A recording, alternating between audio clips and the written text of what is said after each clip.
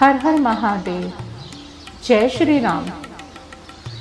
दोस्तों, आइए जानते हैं मंदिर में क्यों जाते हैं नंगे पांव और क्यों करते हैं मंदिर की या देव स्थानों की परिक्रमा।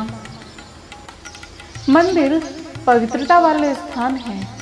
एक भक्त को इसकी पवित्रता का ध्यान रखना ही होता है। जब हम बिना जूते के मंदिर में प्रवेश करते हैं तो हम आसानी से दैवीय शक्ति से जुड़ सकते हैं। यह देवी देवताओं से आशीर्वाद प्राप्त करने का एक तरीका भी है तथा चमड़ा एक सामान्य पदार्थ है जिसका उपयोग जूते के तलवों के निर्माण के लिए किया जाता है। चमड़ा एक अशुद्ध पदार्थ है क्योंकि वह मृत जानवरों से आता है। जब हम चमड़े से बने जूते पहनकर मंदिर में प्रवेश करते हैं तो यह देवता देवियों का अनादर करने के बराबर है। किसी को ऐसा नहीं करना चाहिए।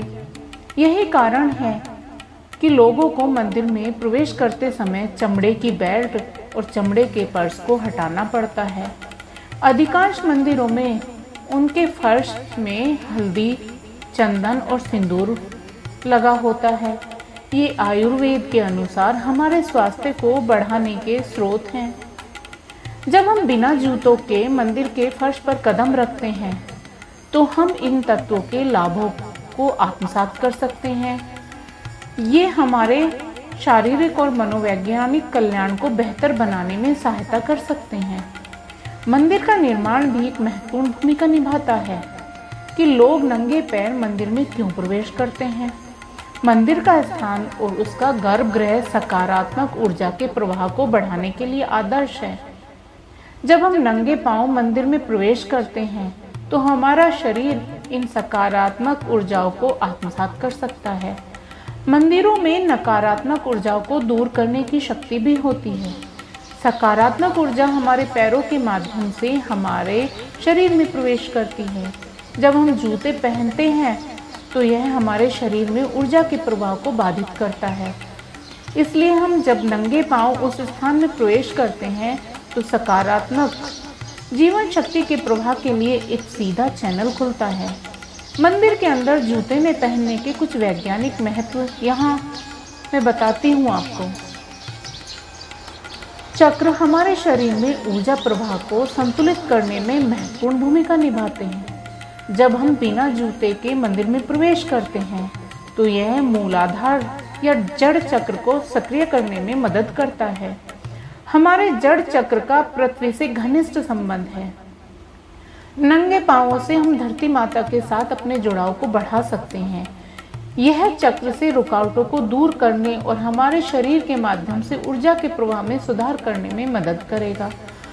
मंदिर वह देव स्थान है जो हमें मन की शांति प्रदान करते हैं।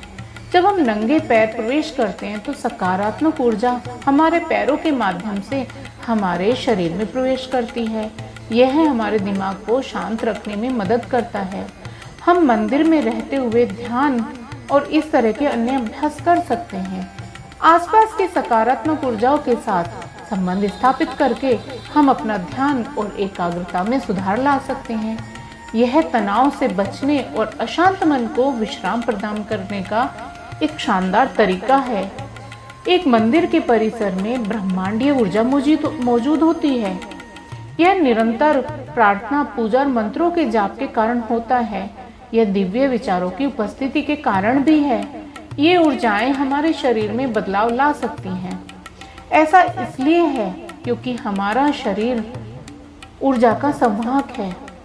हम इन ऊर्जाओं को अवशोषित कर सकते हैं और पैरों के माध्यम से प्रवेश करने के बाद ही उन्हें अपने शरीर के माध्यम से स्थानांतरित कर सकते हैं। जब हम नंगे पैर मंदिर में प्रवेश करते हैं तो यह हमें शीतलता प्रदान कर सकता है। नंगे पैर मंदिर में प्रवेश करने से जुड़े ये कुछ महत्व हैं। यह बहुत प्रासंगिकता का एक हिंदू रिवाज है। इसे देवी देवताओं के सम्मान और सम्मान के तरीके के रूप में अभ्यास करना होता है या करना चाहिए। यह परम चेतना या ब्रह्म के साथ हमारे संबंध को भी बढ़ा सकता है। आइए अब जानते हैं क्यों करते हैं मंदिर की परिक्रमा। परिक्रमा मंदिर के आकार, स्थापना और ऊर्जा का क्या संबंध है? परिक्रमा को लेकर यह मान्यता है कि ऐसा करने से हमारी मनोकामना पूर्ण होती है, मगर इसके साथ अन्य पौराणिक वैज्ञानिक तर्क भी हैं जो परिक्रमा को लेकर बताए गए हैं। आइए जानते हैं इसके पीछे के कारण। अक्सर पूजा पाठ के बाद आपने देखा होगा कि लोग मंदिर के चारों ओर परिक्रमा करते हैं। मंदिर ही नहीं, हवन के समय या सूर्य को जल का अर्घ्य देने के समय, पेड़ की पूजा करने के दौरान भी आपको लोग परिक्रमा करते हुए दिखाई दे जाएंगे। सनातन ही नहीं, अन्य धर्मों के लोग भी ऐसा करते हुए दिखाई देते हैं। क्या कभी सोचा है कि आखिर ऐसा क्यों किया जाता है?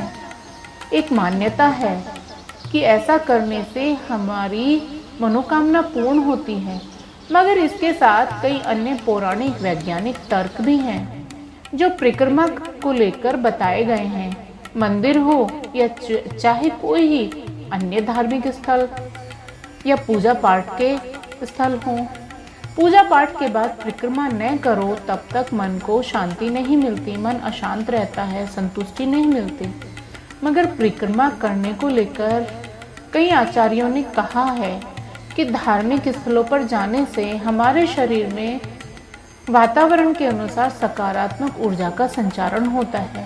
परिक्रमा करने पर यह ऊर्जा हमारे शरीर में समाहित होती है और इससे कई तरह के फायदे होते हैं। 5 या 7 परिक्रमा करने पर ज़्यादा ऊर्जा मिलती है। इतना ही नहीं, पुराणों के अनुसार जब भगवान शिव के पुत्र कार्तिकेय और गणेश के बीच में समस्त संसार की परिक्रमा कर ले पहले पहुंचने की होड़ लगी थी, तो श्री गणेश भगवान ने भगवान शिव और माँ पार्वती की ही परिक्रमा कर ली थी। भगवान को संसार में सर्वेसर्वा बताया गया है, तो ऐसे में स्थापित प्रतिमाओं या धार्मिक स्थल की परिक्रमा करने से आत्मिक शांति भी मिलती है। मंदिरों की स्थापना दिशा के अनुसार की जाती है। ऐसी जगह चुनी जाती है जहां उत्तरी ओर चुंबकीय और विद्युत तरंगों का प्रवाह हो। शमशान घाट का मुंह अक्सर दक्षिण दिशा की ओर होता है, यह आपने देखा होगा। ऐसे में मंदिर का मुख यानी मुख्य गेट दक्षिण दिशा की ओर नहीं किया जाता है। आमतौर पर मंदिर का मुंह पूर्व दिशा, पश्चिम या उत्तर दिशा में ही देखने को मिलता है। मंदिर का आकार भी पिरामिड की तरह होता है ताकि यहाँ उत्पन्न ऊर्जा फैलने की बजाय एक केंद्र बिंदु पर समाहित हो। इससे इस पिरामिड के नीचे बैठने वालों को ब्रह्मांडीय तरंगों का फायदा होता है। वहीं मंदिर में लगे घंटे को बजाने से हमारे शरीर में हीलिंग पैदा होती है, जो हमारे शरीर के 7 बिंदुओं को प्रभावित करती है। तो यह थी मंदिर में परिक्रमा करने की और मंदिर में बगैर जूतों के प्रवेश करने की धारणा। धन्यवाद दोस्तों।